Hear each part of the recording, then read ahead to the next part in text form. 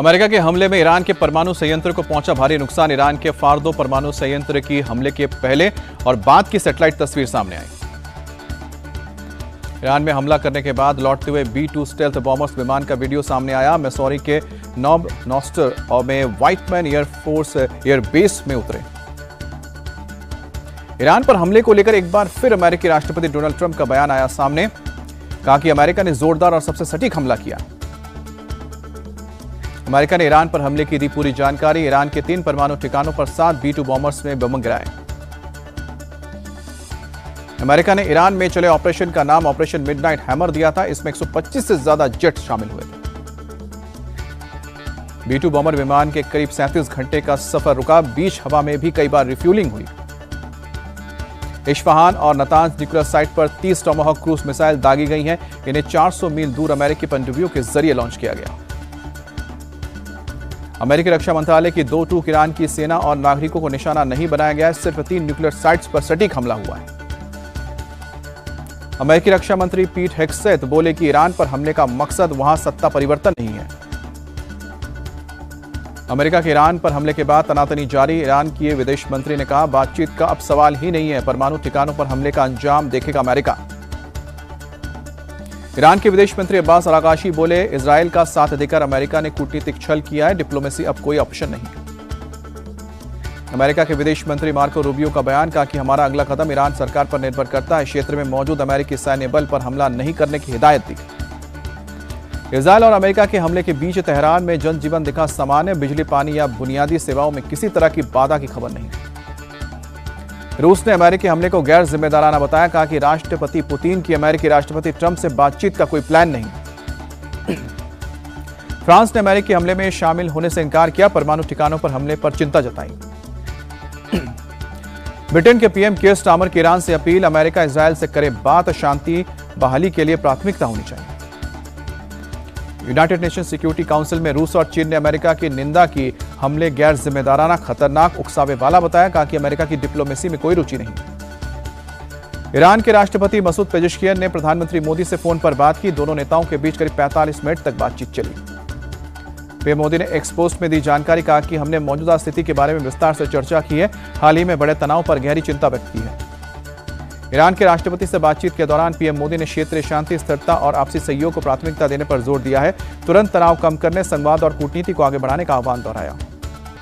Israeli सेना का बयान। कहा कि इजरायल ईरान पर अमेरिका हमले का आकलन कर रहा है। अपने साझेदारों के साथ मिलकर जुटा रहा है खुफिया जानकारी।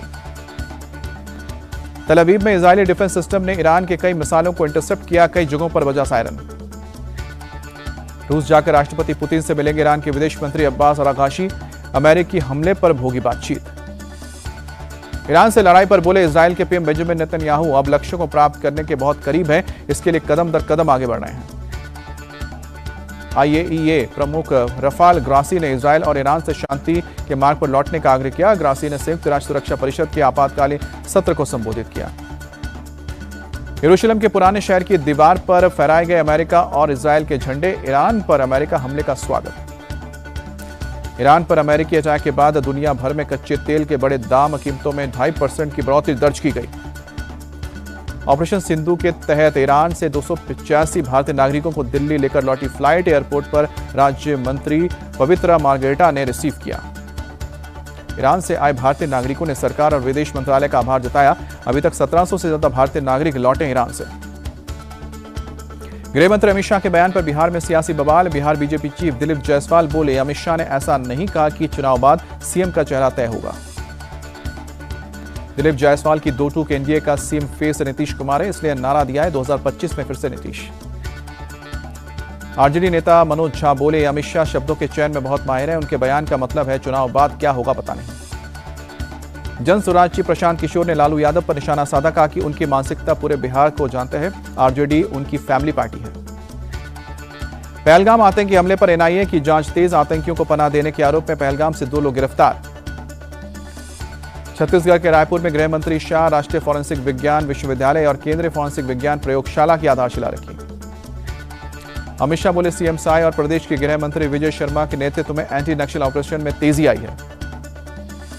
दिल्ली में फिल्म सितारे जमीन पर की हुई स्पेशल स्क्रीनिंग। इंडिया टीवी के चेयरमैन रजत शर्मा जी ने स्क्रीनिंग में पहुंचे।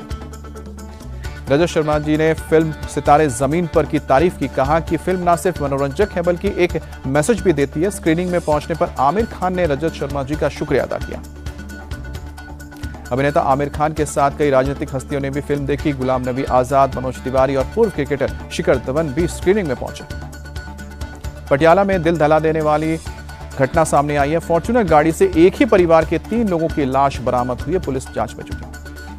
मृतकों की पहचान संदीप सिंह, उनकी पत्नी और बेटे के रूप में हुई है। शुरुआती जांच के मुताबिक संदीप सिंह ने पहले पत्नी और बेटे को गोली मारी, फिर खुद को गोली मार दी। आंध्र प्रदेश के गुंटूर में वाईएसआर कांग्रेस की रैली में कार से एक शख्स के कुचले जाने के बाद हुई मौत के 4 दिन बाद आया वीडियो। कार में वाईएस जगनमोहन रेड्डी कर रहे थे यात्रा। जगनमोहन रेड्डी के दौरे के दौरान शख्स की मौत के मामले में गुंटूर के पुलिस अधीक्षक ने कहा, चालक के अलावा जगनमोहन रेड्डी और काफिले में शामिल कुछ और लोगों को आरोपी बनाया गया है। रांची में भारी बारिश की वजह से हरमो नदी का जलस्तर बढ़ा, कई इलाकों में जल भराव। पश्चिम मेदिनीपुर के घाटाल इलाके में भारी बारिश के चलते बाढ़ जैसे हालात बने। अब लोग नाव का सहारा ले रहे हैं। लीड्स टेस्ट का आज चौथा दिन, बारिश के कारण तीसरे दिन का खेल जल्दी खत्म हुआ। भारत ने 96 रन की बढ़त बनाई है। पहली पारी में इंग्लैंड को 465 रन पर आउट कर दिया था भारत ने। दूसरी पारी में 2 विकेट खोकर 90 रन बनाए हैं। केएल राहुल 47, शुभमन गिल 6 रन बनाकर क्रीज पर हैं।